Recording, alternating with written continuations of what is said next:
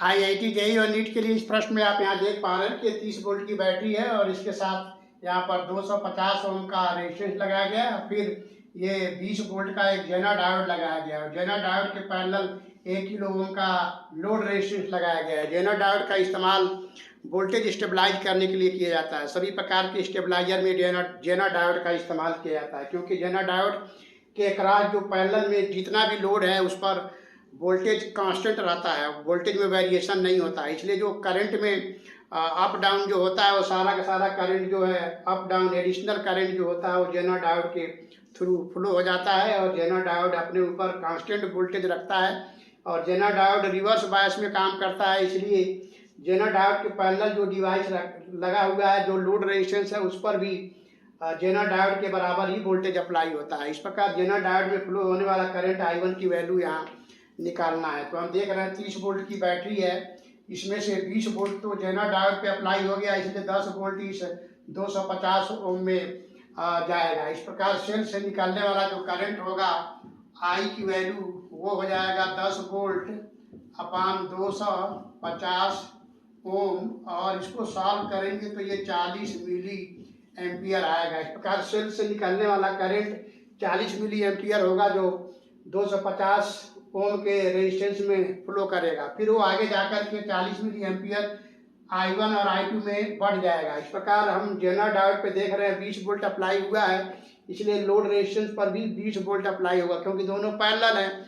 इसलिए I2 current हम यहाँ से निकालेंगे, क्योंकि लोड रेजिस्टेंस पर है तो I2 करंट हो जाएगा इसके क्रॉस अप्लाइड वोल्टेज 20 वोल्ट और लोड रेजिस्टेंस का वैल्यू 1000 ओम। इसको सॉल्व करेंगे तो ये 20 मिली एम्पियर आएगा।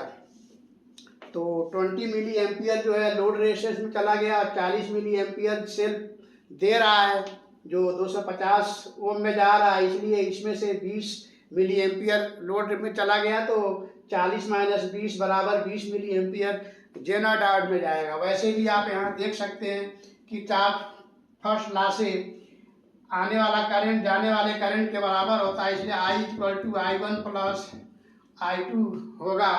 इसलिए I1 = हम यहाँ सॉल्व करेंगे I माइनस I2। I हमारा 40 मिली एम्पियर है, इसमें से 20 मिली एम्पियर I2 निकल गया तो ये वैल्यू 20 मिली एम्पियर आएगा। इस प्रकार जेना डायोड में जो करंट जा रहा है वो भी 20 मिली एम्पियर होगा। इसलिए I1 जो करंट जेना डायोड में जा रहा है ये 20 मिली एम्पियर होगा। तो इस प्रकार आपने देखा कैसे जेना डायोड में फ्लो होने वाला करंट निकालेंगे। फिर से आप सुन लीजिए, जेना डायोड वोल्टेज स्टेबलाइज करने के लिए इस्तेमाल होता है। सभी स्टेबलाइजर में जेना डायोड इस तरह से इस्तेमाल होता है। जेना डायोड रिवर्स बायस में काम करता है।